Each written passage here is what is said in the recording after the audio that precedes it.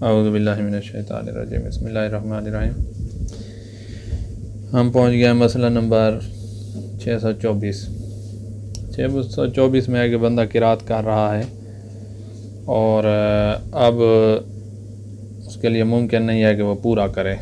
دوسری سورت پڑھ رہا ہے الحمد کے بعد والی سورت پڑھتے ہوئے، اس کے لیے ممکن نہیں ہے کہ پورا کرے سورت کو۔ کیوں ممکن نہیں ہے؟ کیونکہ وقت تنگ ہے یا اس کو بھول گئی ہے۔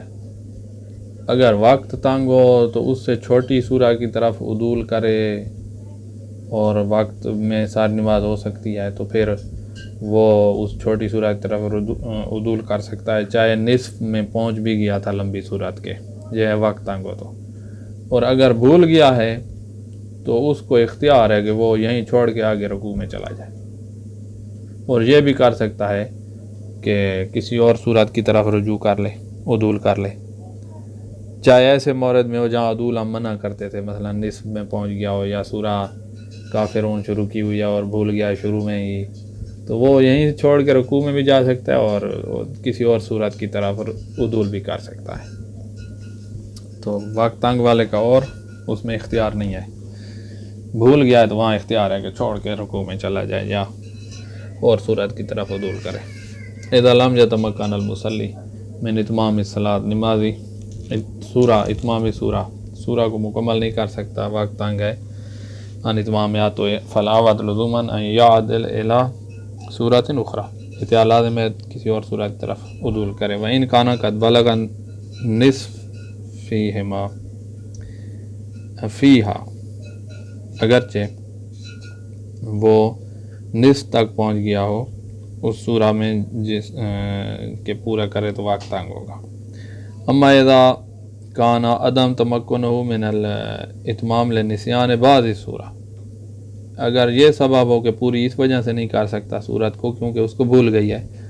تو اب فیجوز له الاکتفاء بما قرأ، جتنی پڑھ چکا اسی پر اکتفا کر کے رکوع میں بھی جا سکتا ہے۔ کما یجوز له العدول الی سورۃ اخری،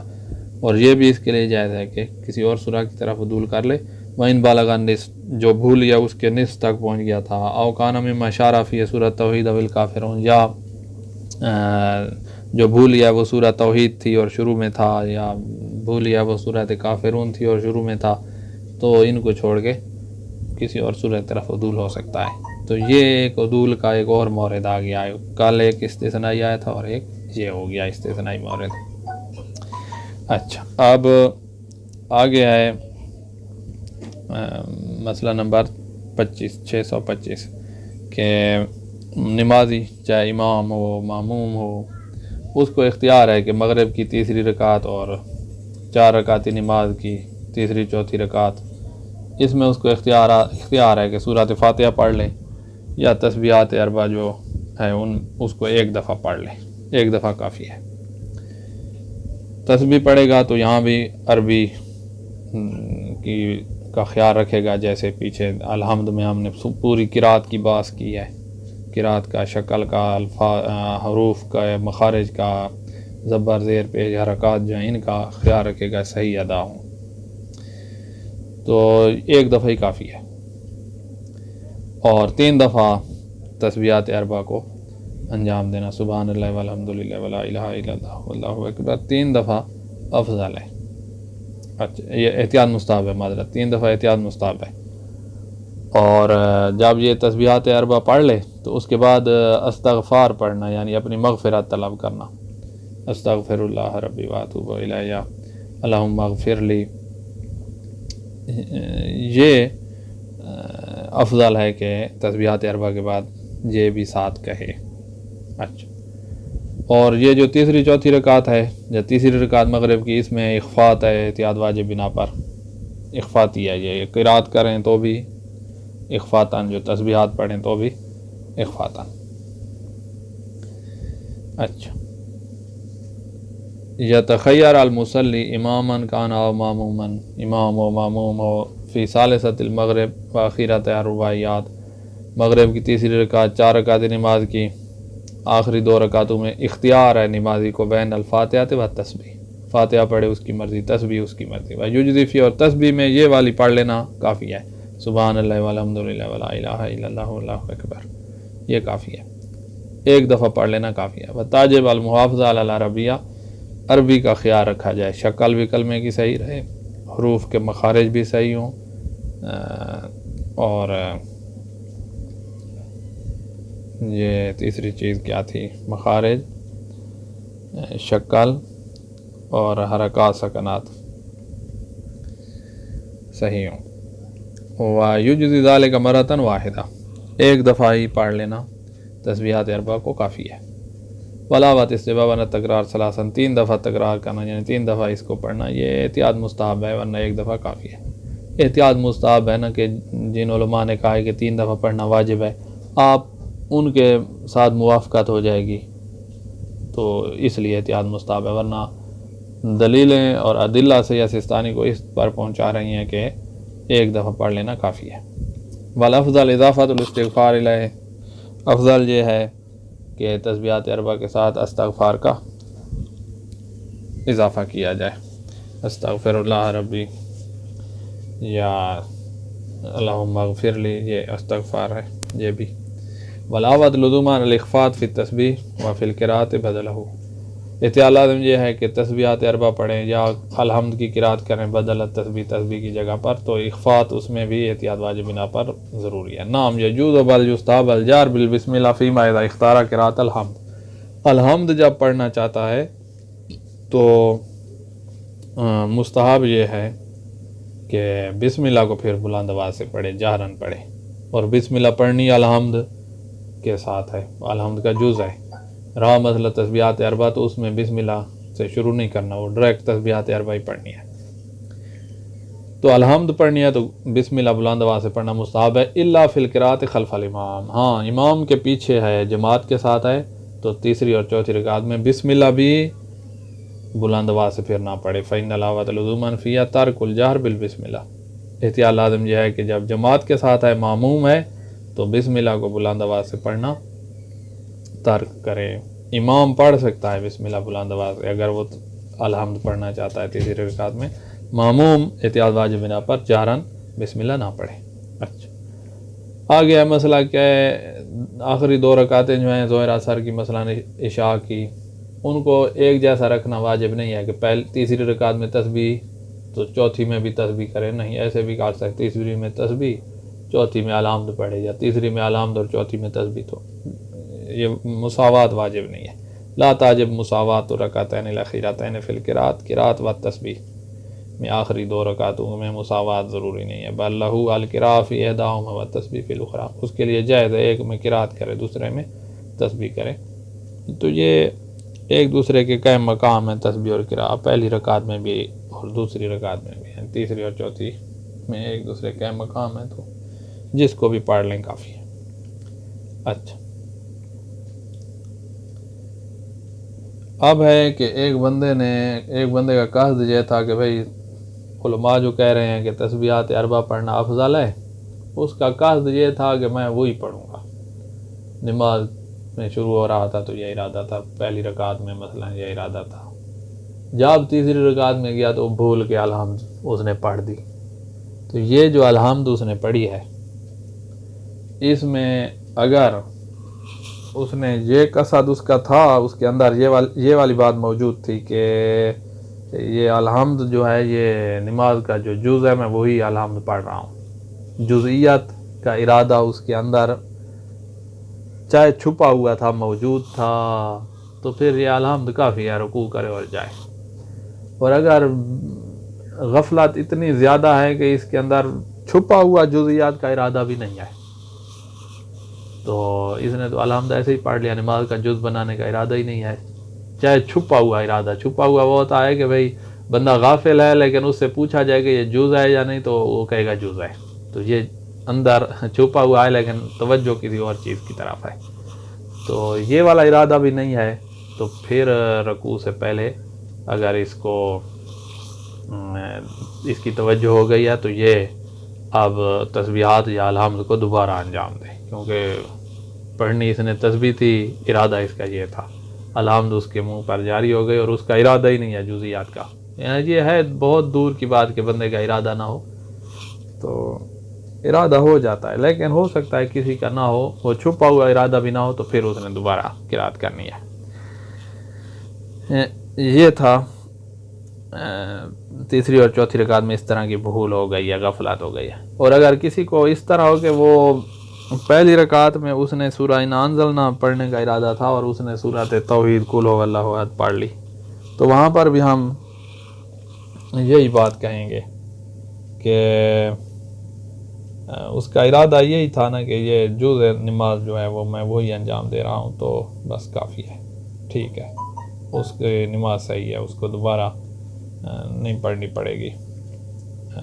سورہ۔ اذا قصد احدہما، کسی ایک کا قصد کیا ہے تسبیحات اربع یا الحمد کا تیسری رکعت میں، فسابق لسانہ الی الاخر، اس کی زبان دوسرے کی طرف چلی گئی، بلا قصد الاتیان بہ جزءا للصلاۃ، اس کا قصد نہیں ہے، لا قصد نہیں ہے اس کا کہ میں یہ جز نماز کو انجام دے رہا ہوں، ولاؤ ارتکازن، چاہے وہ چھپا ہوا قصد جو غفلت کے ساتھ جمع ہو جاتا ہے وہ والا بھی نہیں ہے، یہ معنی ارتکازن کا، ایسا قصد جو غفلت کے ہوتے ہوئے اندر موجود ہوتا ہے۔ تو لم یجتزا بہی، لم یجتزا بہی، یہ اس قرات کو کافی نہیں سمجھے گا، وعلیہ الاستناف لہو اول بدیل، اب اس پر واجب ہے کہ یہ وہی الحمد دوبارہ پڑھے یا اس کا قائم مقام جو تسبیحات اربع ہے اس کو دوبارہ پڑھے۔ وَإِذَا كَانَ غَافِلًا وَأَتَىٰ بِهِ بِقَصْدِ الصَّلَاةِ، اگر اسی غفلت کی حالت میں اس نے انجام دیا، ان میں سے کسی ایک کو ارادہ کسی اور کا تھا، دوسرے کو انجام دیا ہے، لیکن نماز کے جز کے قصد سے اندر اندر یہ ارادہ چھپا ہوا ہے، تو اجتہاد بہ یہی کافی ہے۔ وَإِنْ كَانَ عَلَىٰ خِلَافِ عَادَتِهِ، اگرچہ یہ جو اس سے ہوا ہے یہ اس کی عادت کے خلاف ہوا ہے، کہ مثلاً وہ پڑھتا تسبیحات اربع ہے، کتنے سالوں سے پڑھ رہا ہے، لیکن آج غفلتاً اس نے الحمد پڑھ لیا ہے، لیکن جزئیات کا ارادہ اس کے اندر موجود ہے، تو بس کافی ہے۔ او کان عازما فی اول الصلاۃ علی غیرہ، یا نماز کے شروع میں اس کا ارادہ تھا کہ تسبیحات اربع پڑھوں گا، اور تیسری رکعت میں اس کا ذہن جو ہے نا وہ غفلت کی وجہ سے الحمد پڑھ دی اور پڑھی جزئیات کے کثرت سے کافی ہے۔ اچھا، وَإِذَا قَرَأَ الْحَمْدَ بِتَخَيُّلٍ أَنَّهُ فِي الْأُولَيَيْنِ، اس نے سورۃ الحمد پڑھی اس خیال سے کہ یہ میں پہلی رکعت میں ہوں یا دوسری میں ہوں، تھا تیسری میں، فَذَكَرَ أَنَّهُ فِي الْأُخْرَتَيْنِ، اس کو یاد آیا ہے کہ وہ میں تو تیسری چوتھی رکعت میں ہوں، تو چونکہ اس کا ارادہ جزئیات کا ہے، یہ نماز کا جو جز ہے وہی پڑھنے کا ارادہ ہے، اس کی یہ الحمد کافی ہے، رکوع میں جائے۔ وَكَذَا إِذَا قَرَأَ سورۃ التوحید مثلاً بِتَخَيُّلٍ أَنَّهُ فِي الرَّكْعَةِ الْأُولَىٰ فَذَكَرَ أَنَّهُ فِي الثَّانِيَةِ، اس نے اسی طرح نماز سورۃ توحید پڑھ دیا اس خیال سے کہ میں دوسری رکعت میں ہوں، اس خیال سے کہ میں پہلی رکعت میں ہوں اور سورۃ توحید پڑھ دیا ہے، فَذَكَرَ أَنَّهُ فِي الثَّانِيَةِ، اور اس کو یاد آیا ہے کہ میں تو دوسری رکعت میں ہوں، تو یہ جزئیات کا قصد ہے تو کافی ہے۔ وَقَضَىٰ الْأَخْجَ، اس کا الٹ کر دیں کہ اس کا خیال یہ ہے کہ سورۃ توحید پڑھ رہا ہے کہ میں دوسری رکعت میں ہوں، اور اس کو یاد آ گیا کہ میں تو پہلی رکعت میں ہوں، تو یہ جزئیات کے کثرت سے پڑھی ہے، کافی ہے۔ اچھا، اب ہے قید تجاوز کا مورد، تجاوز جاری کرنا ہے نہیں کرنا ہے، یہ اس مسئلے میں قید تجاوز کی بات ہے۔ قید تجاوز کو پھر یاد کر لیں کہ قید تجاوز یہ ہوتا ہے کہ بندہ کسی کام کے انجام دینے یا نہ دینے کے بارے میں شک کرے، اور اس کے بعد والی جز میں داخل ہو گیا ہو، اس کے بعد والی جز واجبی ہو، مستحب بھی ہو، یا جز نہ ہو وہ واجب یا مستحب کا مقدمہ ہو، تو بعد والے میں یقینی طور پر داخل ہو گیا اور اس کو شک ہے کہ پہلے والا انجام دیا ہے یا نہیں،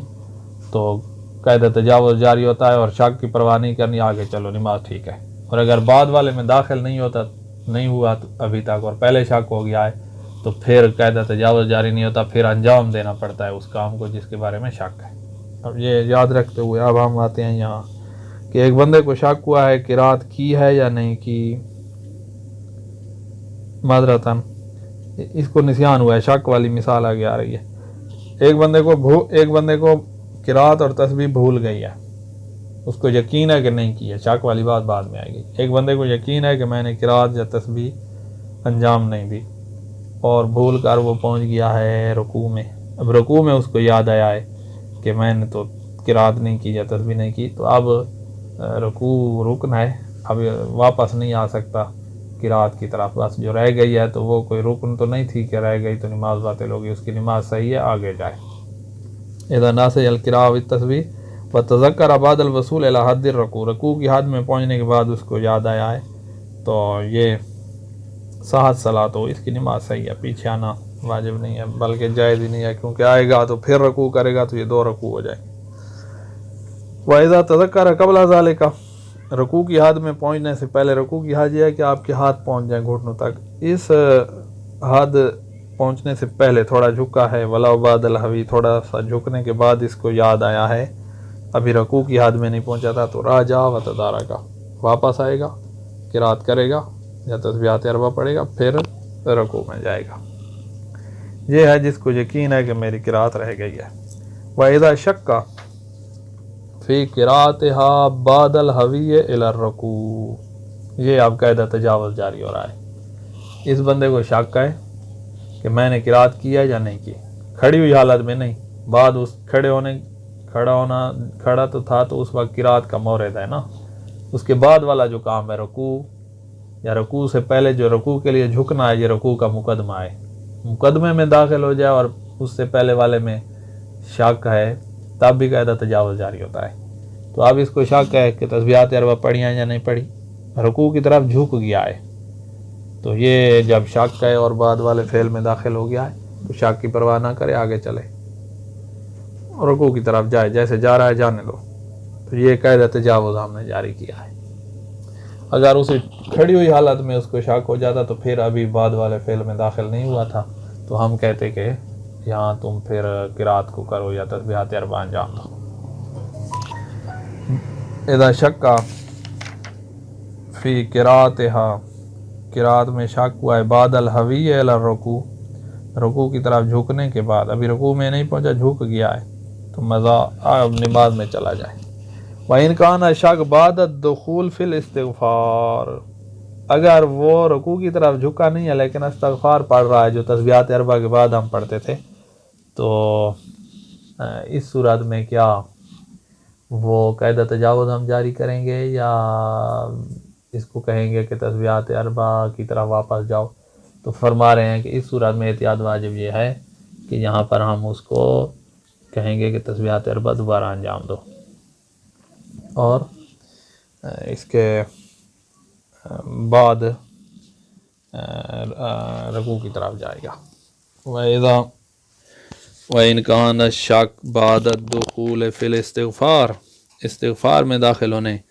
کے بعد اس کو شک ہوا ہے کہ تسبیحات اربع پڑھی ہیں یا نہیں پڑھی، تو لازم ہوا تدارک العلاوات لزوماً احتیاط، لازم یہ ہے کہ نماز کا اپنا تسبیحات اربع کا تدارک کرے، یعنی ان کو پڑھے اور اس کے بعد رکوع میں جائے۔ تو شاید یہ جو احتیاط لازم ہے نا، یہ اس وجہ سے آئی ہو کہ سید اس کو استغفار کو مستقل جز مستقل فعل یہ ہے کہ ہم کہیں جی بعد والے میں داخل ہو گیا ہے اور قاعدہ تجاوز جاری کریں، یا یہ مستقل نہیں ہے، اسی تسبیح کا تتمہ ہے، تو یہ شاید اسی وجہ سے جو ہے سید نے قاعدہ تجاوز جاری نہ کیا ہو، تو بہرحال یہاں تجاوز جاری نہیں ہو سکتا۔ اچھا، اور یہ یاد رکھنا قاعدہ تجاوز پیچھے وضو میں سید نے جاری نہیں کرنے دیا تھا، وضو کے دوران قاعدہ تجاوز جاری نہیں کرنے دیا تھا۔ اچھا، نماز میں جاری ہوتا ہے، ہر جگہ جاری ہوتا ہے، بس یہاں احتیاط لازم بنا پر جاری نہیں کرنا جہاں استغفار میں آئے اور شک ہوا ہے کہ تسبیحات اربع پڑھی ہیں یا نہیں پڑھی۔ ٹھیک، تسبیحات اربع ہیں یا الحمد، ان میں سے افضل کون ہے؟ تو جب یہ آ گیا ہے ان دو کا آپس میں موازنہ، تو فرماتے ہیں کہ افضل تسبیحات اربع ہے، تسبیح پڑھنا افضل ہے، چاہے ایک دفعہ بھی پڑھیں، الحمد پڑھنے سے افضل ہے۔ التسبیح افضل من القراءۃ فی الرکعتین الاخیرتین، آخری 2 رکعتوں میں تسبیح افضل ہے، سواء کان منفردا و اماما و ماموما، منفرد، امام، مامون، سب، یعنی ہر مومن کے لیے تسبیح پڑھنا افضل ہے۔ اب یہاں کچھ مستحبات ذکر ہوں گے قرات کے۔ پہلا مستحب یہ ہے کہ الاستعاذہ، قرات میں شروع ہونے سے پہلے اعوذ باللہ من الشیطان الرجیم بسم اللہ اعوذ باللہ پڑھ لیں۔ وَلَوْلَا الْإِخْفَاءُ بِهَا، بہتر یہ ہے کہ یہ استعاذہ اخفاتی شکل میں ہو، جاری نہ ہو۔ یستحب الجار بالبسم اللہ فی الاولی، یہ الظہرین، ظہرین ظہر و اثر کی نماز ہے، اس کی پہلی یہ جاری اخفاتی نماز ہے نا، اس کی پہلی 2 رکعتوں میں بسم اللہ بلند آواز سے پڑھی جائے، یہ مستحب ہے، کما مرہ پیچھے بھی گزر چکا ہے۔ و ترتیل فی القراء، قرات میں ترتیل کے ساتھ قرات کی جائے، تھوڑا لمبا لمبا کر کے۔ و تحسین الصوت بلا غنا، آواز کو اچھی شکل دے لیکن غنا نہ آئے۔ والوقف علی فواصل الآیات، یہ بھی مستحب ہے کہ جہاں آیات والا فاصلہ آتا ہے ایک آیت کے بعد دوسری آیت، تو وہاں پر وقف کرتا جائے، آیت کو دوسری آیت سے ملا کر اکٹھا، یا ایسے ایک آیت کی طرح ساری آیتوں کو نہ پڑھے۔ وَسَکْتَ بین الحمد و سورہ، الحمد اور سورت میں تھوڑا ٹھہر جائے۔ وَبین السورہ و تکبیر الرکوع، رکوع اور کی تکبیر اور سورہ ان کے درمیان بھی تھوڑا ٹھہر جائے، سورہ ختم ہو جائے ٹھہر جائے، اس کے بعد تکبیر کہے، اول قنوت، یا سورہ ختم کر کے ٹھہر کے پھر قنوت میں جائے، یہ مستحب ہے۔ وَأَن یقول بعد قراءۃ التوحید، سورۃ توحید جب مکمل کرے تو اس وقت کذالک اللہ ربی یا کذالک اللہ ربنا کہے، اور جب سورہ فاتحہ ختم ہو تو الحمدللہ رب العالمین کہے۔ اور ماموم یقول بعد فراغ الامام، امام قرات کر رہا ہے، ماموم پیچھے سن رہا ہے، تو جب وہ وَلَضَالِّین کہے تو اس وقت ماموم بھی الحمدللہ رب العالمین کہہ دے۔ اور بعض ماموم غلطی کر رہے ہوتے ہیں کہ جب امام سورہ فاتحہ اخفاتی نماز مکمل کر لیتا ہے اور اگلی سورہ کی بسم اللہ جب پڑھتا ہے جہرن، تو اس کے بعد ماموم الحمدللہ رب العالمین کہہ رہے ہوتے ہیں، بسم اللہ کے بعد نہیں کہنا، وہ جب الحمد ختم ہو جائے اس وقت کہنا تھا۔ اب یہ کیسے پتہ چلے گا کہ الحمد ختم ہو گئی ہے؟ تو یہاں پر پیش نماز کو چاہیے کہ وہ الحمدللہ رب العالمین کہے نا، تو پچھلوں کو پتہ چل جائے گا کہ الحمد ختم ہو جائے گی، وہ بھی کہہ دیں گے ساتھ۔ اچھا، وہ اونچی آواز سے کہہ دے گا نا الحمدللہ رب العالمین، یہ کوئی قرات تو نہیں ہے کہ اخفات واجب ہو۔ وَتُسْتَحَبُّ قِرَأَةُ بعض السور فی بعض الصلوات، بعض نمازوں میں بعض صورتیں پڑھنا مستحب شمار کیا گیا ہے، کا قرأت سورہ نبأ والدہر والغاشیہ والقیامہ فی صلاۃ الصبح، کہ نماز صبح میں سورہ نبأ، سورہ دہر، سورہ غاشیہ، سورہ قیامہ یہ پڑھیں۔ وہ سورۃ اعلیٰ اور سورۃ شمس و ناویما، اسی کی مثال جو صورتیں ہیں ان کو پڑھے ظہر اور عشاء میں۔ اور سورہ ناصر اور سورہ تکاثر، یہ چھوٹی صورتیں جو ہیں اس کو عصر اور مغرب میں پڑھے۔ سورہ جمعہ کو پہلی رکعت اور سورہ اعلیٰ کو دوسری رکعت میں کب فی العشاءین لیلۃ الجمعہ، جمعہ کی رات مغرب اور عشاء میں یہ پڑھے، پہلی رکعت میں سورہ جمعہ اور دوسری میں سورۃ اعلیٰ۔ اور سورۃ جمعہ اور سورۃ توحید، پہلی میں جمعہ دوسری میں توحید پڑھے جمعہ کے دن صبح کی نماز میں۔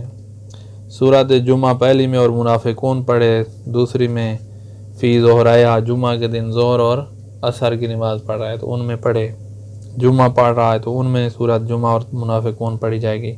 جمعہ نہیں ظہر ہے تو ظہر میں سورۃ جمعہ اور منافقون، یہ مستحب شمار کیا گیا۔ اور سورۃ دہر جو ہے فی الاولی والغاشیہ فی الثانیہ فی الصبح الخمیس والاثنین، خمیس کے دن صبح کی نماز میں سورۃ دہر، دوسری رکعت میں سورۃ غاشیہ، اور سوموار کے دن بھی اسی طرح۔ وَيُسْتَحَبُّ فِي كُلِّ صَلَاةٍ قِرَأَةُ الْقَدْرِ فِي الْأُولَى وَالتَّوْحِيدُ فِي الثَّانِيَةِ، یہ بھی مستحب ہے کہ ہر نماز میں پہلی رکعت میں سورہ قدر اور دوسری میں توحید پڑھے۔ وَإِذَا عَدَلَ عَنْ غَيْرِهِمَا إِلَيْهِمَا لِمَا فِيهِ مِنْ فَضْلٍ، اگر یہ اور صورت پڑھ رہا تھا، ابھی نصف میں نہیں پہنچا تھا، کہ اس سے عدول کیا ہے، رجوع کیا ہے سورۃ قدر کی طرف، یا سورت دوسری رکعت میں سورۃ توحید کی طرف پلٹ آیا ہے، تو یہ اتنی فضیلت والی صورتیں ہیں کہ اس کو وہ جو چھوڑی ہے اس پوری صورت کا ثواب بھی ملے گا اور ان کا ثواب بھی ملے گا۔ ہوتے یا کما فی بعض روایت، جیسے کہ بعض روایات میں آئے کہ اجر رسول التی عادل عنہا، اس صورت کا اجر بھی ملے گا جس کو اس نے چھوڑا ہے،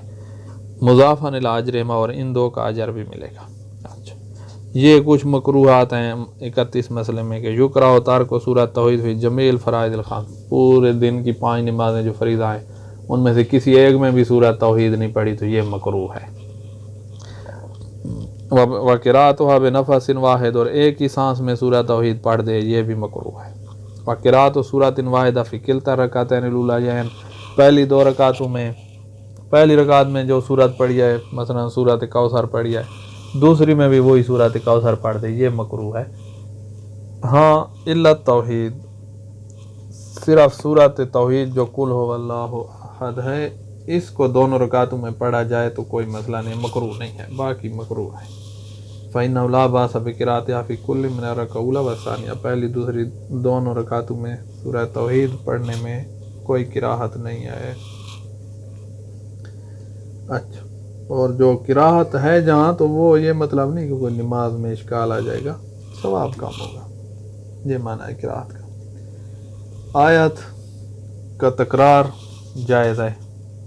اور ساتھ ساتھ اگر گریہ طاری ہو جائے تو یہ آیت پڑھتا جا رہا ہے اور گریہ ہوتا جا رہا ہے اور اسی آیت کے ذریعے سے مثلا مالک یوم الدین پہ گریہ ہو رہا ہے تو بار بار پڑھ سکتا ہے، کوئی حرج نہیں ہے۔ اور جب پہنچے ایاک نعبد و ایاک نستعین تو اس میں قرات کا قصد بھی ہو اور ساتھ ساتھ اللہ سے مخاطب ہونے کا ارادہ بھی ہو، یہ 2 ارادے جمع ہو جائیں کوئی حرج نہیں ہے۔ اسی طرح جب پڑھے الحمدللہ رب العالمین تو اس میں قرات کا قصد بھی ہے اور اللہ کی حمد کرنے کا قصد بھی ہے تو کوئی حرج نہیں، قرات کا قصد چل رہا ہے بس ٹھیک ہے۔ یجوز و تکرار الآیہ والبکاء عند تردید، آیات کا تکرار اور اس کے بار بار دہرانے سے بکا رونا یہ جائز ہے۔ ویجوز و قرات المعوذتین فی الصلاۃ، سورۃ ناس اور سورۃ فلق کو بھی نماز میں آپ پڑھ سکتے ہیں، وہما من القرآن، یہ قرآن میں سے ہیں۔ ویجوز و انشاء الخطاب بمثل ایاک نعبد و ایاک نستعین، یہ اس طرح کی آیت جب آئے تو اس میں خطاب کا ایجاد کرنا، اللہ سے مخاطب ہونے کا قصد کرنا، ما قصد القرآن، یا اور ساتھ ساتھ قرآن کا بھی قصد ہے، دونوں قصد ہیں، قرات قرآن کا یعنی جو واجب ہے میرے اوپر قرات اس کا بھی قصد ہے اور ساتھ ساتھ اللہ کی طرف خطاب کا بھی قصد ہے، تو دونوں قصد کیے جا سکتے ہیں اکٹھے۔ وقضا انشاء الحمد بقولہ، جب یہ کہ الحمدللہ رب العالمین، تو یہاں قرات کا قصد بھی ہے اور ساتھ ساتھ حمد کو پیدا کرنا اور حمد کو انجام دینے کا قصد بھی ہے، تعریف کرنے کا قصد بھی ہے، ٹھیک ہے۔ انشاء المد بمثل الرحمن الرحیم، الرحمن الرحیم جب کیا ہے تو قرات کا قصد بھی ہے اور ساتھ ساتھ مد کو پیدا کرنا، مد تعریف کو ایجاد کرنا، تعریف کرنے کا قصد بھی ہے، دونوں قصد ہیں تو کوئی حرج نہیں ہے، ٹھیک ہے۔ اگر یہ مد کا قصد نہ ہو، حمد کا قصد نہ ہو، قرات کا قصد ہے، ٹھیک ہے، نماز آپ کی۔ اچھا، اب نماز میں کبھی ایسے ہوتا ہے تھوڑا سا بندہ آگے کی طرف ہوتا ہے، کبھی پیچھے کی طرف ہوتا ہے، تو قرات کو روک دے، آگے ہونا ہے تو ہو لے، پیچھے ہونا ہے تو ہو لے، پھر جب طمانینہ حاصل ہو جائے تو پھر وہیں سے قرات شروع کر دے، بس یہ خیال رکھے درمیان میں موالات نہ ٹوٹنے پائے، آگے موالات کی بات آ رہی ہے۔ ہاتھ ہلانا، انگلیاں ہلا رہا ہے ہاتھوں یا پیروں کی تو اس میں کوئی حرج نہیں ہے، آگے پیچھے حرکت جو ہے نا وہ قرات کی حالت میں نہیں کرنی۔ اذا ارادہ یتقدم او یتاخر، جب آگے پیچھے ہونے کا ارادہ ہو اثناء قرات کے دوران تو یسکت، خاموش ہو جائے، آگے پیچھے حرکت کر لے۔ وبعد طمانینہ یرجع الی القراء، طمانینہ جب ہو جائے، سکون مل جائے بدن کو تو اب قرات کی طرح واپس آ جائے، وہیں سے قرات شروع کر دے جہاں روکی تھی۔ ولا یضر تحریک الید ولا اصابع الرجلین حال القراء، ہاتھ ہلانا یا پاؤں کی انگلیاں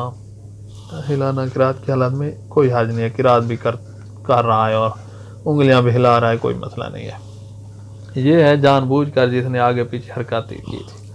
اب ہے آگے مسئلے میں کہ ایک بندہ ہوا چلی ہے بہت زیادہ سپیڈ کے ساتھ اور اس نے قرات یہ کر رہا تھا، نماز پڑھ رہا تھا اور اس کو اس نے ہلا دیا ہے، تو اسی ہلتی ہوئی حالت میں یہ قرات بھی کرتا رہا ہے تو اس کی نماز ٹھیک ہے، دوبارہ قرات کرنا ضروری نہیں ہے، اگرچہ بہتر یہ ہے کہ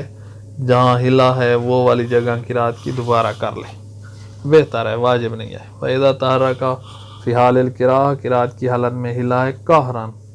بغیر اختیار کے، لِرِيحٍ، ہوا چل گیا اس وجہ سے، او غیرہا، یا زلزلہ آ گیا ہے یا کوئی اور سبب بنا ہے، بحیث فاتت طمانینہ کہ طمانینہ ختم ہو گئی ہے. تو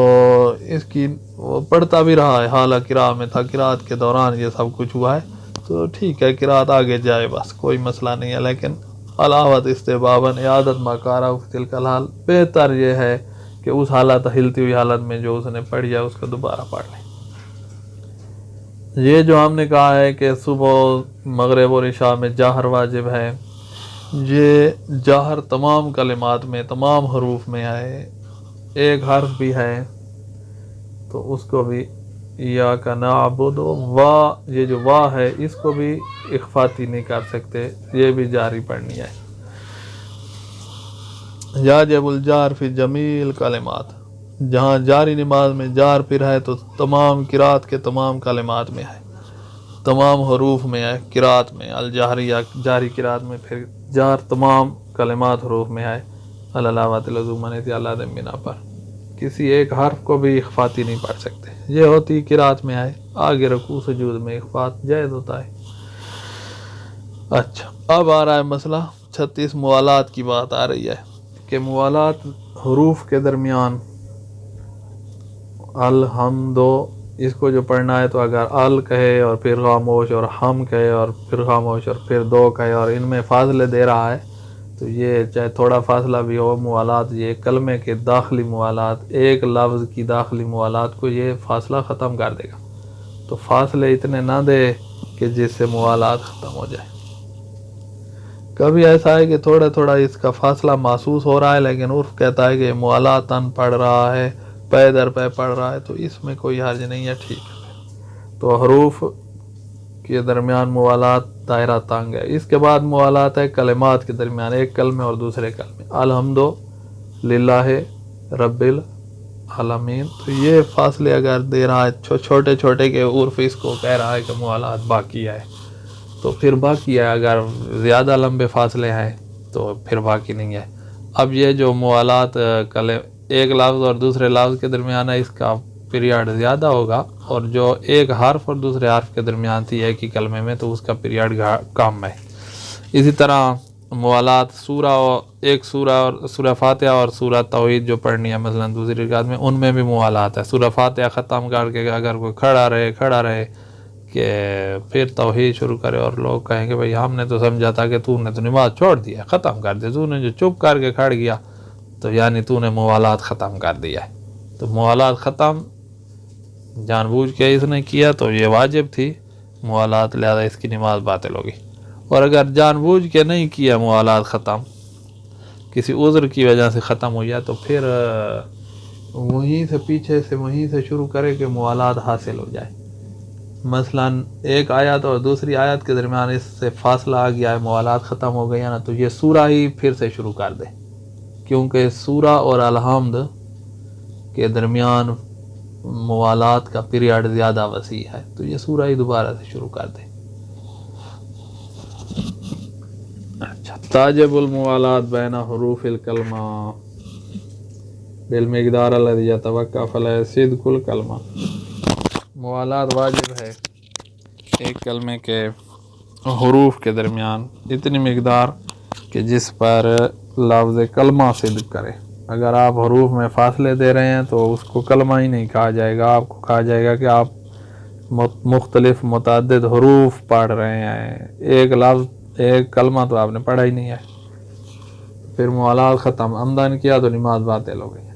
وقضا تاجب الموالات بین کلمات الآیہ، ایک آیت کے کلمات کے درمیان بھی موالات واجب ہے. اب ذکر یا ذکر کے کلمات کے درمیان، الفاظ کے درمیان موالات واجب ہے. بالمقدار الذی یتوقف علیہ عنوانہما، ذکر یا آیا کا عنوان صدق آنے کے لیے جتنا پے در پے کیفیت چاہیے اتنی کیفیت کے ساتھ پے در پے پڑھنا پڑے گا. فاتاجم الموالات بین المضاف والمضاف الیہ، مضاف اور مضاف الیہ کے درمیان موالات رکھنی ہے جتنی عرف کہتا ہے اتنی رکھنی ہے. والمبتدا و خبر، مبتدا اور خبر کے درمیان، والفعل و فاعل، فعل و فاعل کے درمیان، شرط اور اس کی جزا کے درمیان، موصوف اور صفات، مجرور اور اس کے ساتھ مجرور و متعلق ہی، مجرور اور مجرور کا جس سے تعلق ہے ان کے درمیان موالات رکھنی ہے. وقضا تاجب الموالات بین الآیات، ایک آیت اور دوسری آیت کے درمیان موالات رکھنی ہے، بالمقدار الذی تتوقع فلا صدق سورہ، اتنی مقدار کہ اس مجموع آیات کو سورہ کہا جا سکے، اتنا ملی ہوئی ہوں آپس میں موالات اتنی ہو۔ قضا الموالات المعتبرہ بین حروف الکلمہ، اچھا لیکن الموالات المعتبرہ بین حروف الکلمہ اضیق دائرۃ من الموالات بین کلمات الآیہ، یہ یاد رکھنا کہ ایک کلمے ایک لفظ کے حروف کے درمیان جو موالات کا پیریڈ ہے وہ کم ہے اس موالات سے جو متعدد الفاظ کے درمیان ہے، متعدد کلمات کے درمیان ہے۔ اسی طرح جو کما ان الموالات بینہا اضیق دائرۃ من الموالات بین الآیات نفسہا، اسی طرح ایک کلمے سے دوسرے کلمے کے درمیان جو موالات ہے اس کا پیریڈ تنگ ہے اس موالات سے جو ایک آیت اور دوسری آیت کے درمیان ہے، ان کا پیریڈ زیادہ ہے، اور پھر آیتوں کے درمیان والی موالات کا پیریڈ کم ہے اس موالات سے جو ایک سورہ الحمد اور دوسری سورہ کے درمیان ہے، اس کا پیریڈ زیادہ ہے۔ وَمَتَى فَاتَتْ الْمُوَالَاتُ لِعُذْرٍ، کسی عذر کی وجہ سے موالات رہ گئی ہے، لازم تدارک ما فاتت فیہ من الکلمہ والذکر والآیہ والسورہ، تو ضروری ہے کہ اس موالات کا تدارک کیا جائے، چاہے وہ کلمے میں رہ گئی موالات، حروف کے درمیان موالات نہیں رہی، ذکر کے درمیان موالات نہیں رہی، آیت کے درمیان یا سورہ کے درمیان موالات نہیں رہی، سورہ الحمد اور سورہ توحید کے درمیان مثلا بہت فاصلہ دیا کہ موالات نہیں رہی، تو پھر ساری قرات ہی شروع سے کرنی پڑے گی اگر عذران رہ گئی تو۔ وَإِنْ فَاتَتْ لَا لِعُذْرٍ فَلَا بُدَّ مِنْ إِعَادَةِ الصَّلَاةِ، اگر عمدن رہ گئی ہے بغیر عذر کے تو پھر نماز دوبارہ پڑھنی پڑے گی، واجب کو چھوڑ دیا ہے جان بوجھ کے۔ یہ مسئلہ ختم۔ آخری مسئلہ 637 کہ بندے کو شک ہے کہ بھئی یہ فلاں کلمہ اس میں سین پڑھنی ہے یا سعاد ہے، سین ہے کہ سعاد ہے، قرآن میں کیا لکھا ہوا ہے، اس کو شک ہے نماز کے حالت میں۔ اب اگر یہ سین سے پڑھتا ہو سکتا ہے وہاں سعاد ہو، اب سعاد سے پڑھے ہو سکتا ہے وہاں سین ہو، تو اس کو شک ہے، تو کیا یہ اس طرح کر سکتا ہے کہ ایک دفعہ سین سے پڑھ دے ایک دفعہ سعاد سے؟ کہا نہیں کر سکتا۔ غلط کیوں پڑھتا ہے؟ ہاں اگر جو غلط پڑھی ہے اس کو بھی قرآن کہا جائے تو پھر پڑھ سکتا ہے، کیونکہ قرآن کا اضافہ نماز میں کر سکتے ہیں، اگر قرآن اس کو نہیں کہہ سکتے تو پھر نہیں پڑھ سکتا، تو اس کو غلط قرآن پڑھنا کہا جا سکے تو پھر ٹھیک ہے، غلط قرآن پڑھنا غلط ہی ہے نا، غلط قرآن پڑھنا کہا جائے تو بھی ٹھیک ہے، اجازت ہے۔ اگر اس کو قرآن ہی نہ کہیں تو پھر 2 دفعہ پڑھنے کی اجازت نہیں ہے، 1 دفعہ پڑھے گا، صحیح ہے، نماز کے بعد پتہ چلے جی صحیح پڑھی تھی تو اس کی نماز صحیح ہے، اور نماز کے بعد پتہ چلا کہ غلط پڑھی تھی تو پھر اس نے نماز دوبارہ پڑھنی ہوگی۔ اذا شک فی حرکات کلمہ و مخرج حروف، کلمہ کی حرکات یا حروف کے جو کلمہ کے حروف کے جو مخارج ہیں جہاں سے حروف نے نکلنا ہے اس کو شک ہو کہ اس کا کون سا مخرج ہے، تو لا یجوز ان یقرأ بالوجہین، 2 طریقوں سے پڑھنا جائز نہیں ہے، الا اذا صادق علی الاخر انہ قرآن و ذکر ولو غلطا، ہاں اس صورت میں پھر 2 دفعہ پڑھنا جائز ہے، 1 دفعہ صحیح ہوگا دوسری دفعہ غلط، کہ جب وہ جو دوسرا ہے غلط اس کو قرآن یا ذکر کہا جا سکے، اگرچہ غلط قرآن پڑھنا کہہ رہے ہیں، غلط ذکر کیا یہ کہہ رہے ہیں، تب بھی قرآن اور ذکر تو کہہ رہے ہیں، تو پھر نماز باطل نہیں ہوگی۔ ولا اختار احد الوجہین، اگر وہ دونوں نہیں کرتا، ایک طریقے سے پڑھنا چاہتا ہے، فإن انکشف انہ مطابق للواقع لم یعد الصلاۃ، اگر بعد میں پتہ چلے کہ جو میں نے پڑھا تھا جس طریقے سے سین پڑھا تھا اور وہ قرآن میں بھی سین تھی، تو اب دوبارہ نماز نہیں پڑھنی، اور اگر غلطی نکل آئے تو پھر دوبارہ پڑھنی ہے۔ وإلا أعادها إذا كان مقصرا في التعلم، جب سیکھنے میں یہ مقصر ہے، کوتاہی کرنے والا ہے، تو پھر نماز کو دوبارہ پڑھے گا۔ یہ یہاں ختم۔ آگے بات ہے کہ ایک بندے نے سیکھا ہے، اس کی قرات ساری سیٹ تھی، قاری نے اسے امتحان لیا، پاس کیا، ٹھیک ہو گئی تمہاری نماز ٹھیک ہے، قرات ٹھیک ہے، وہ کچھ عرصے بعد بھول گیا ہے وہی جگہ اور اس نے غلط پڑھ دیا، اور نماز پڑھنے کے بعد اس کو پتہ چلا ہے کہ میں نے تو غلط پڑھا ہے، تو اس کی نماز ٹھیک ہے، کیونکہ نسیان آنے سے غلطی ہوئی ہے۔ اما اذا کان ذلک للنسیان ما تعلمہ فی اثناء الصلاۃ، نماز کے اندر جو کچھ اس نے سیکھا تھا اس سے اس کو نسیان ہو گیا اور اس نے پڑھ لیا ہے غلط، تو فلا تاجب عادت والا، اس نماز کو دوبارہ پڑھنا واجب ہے۔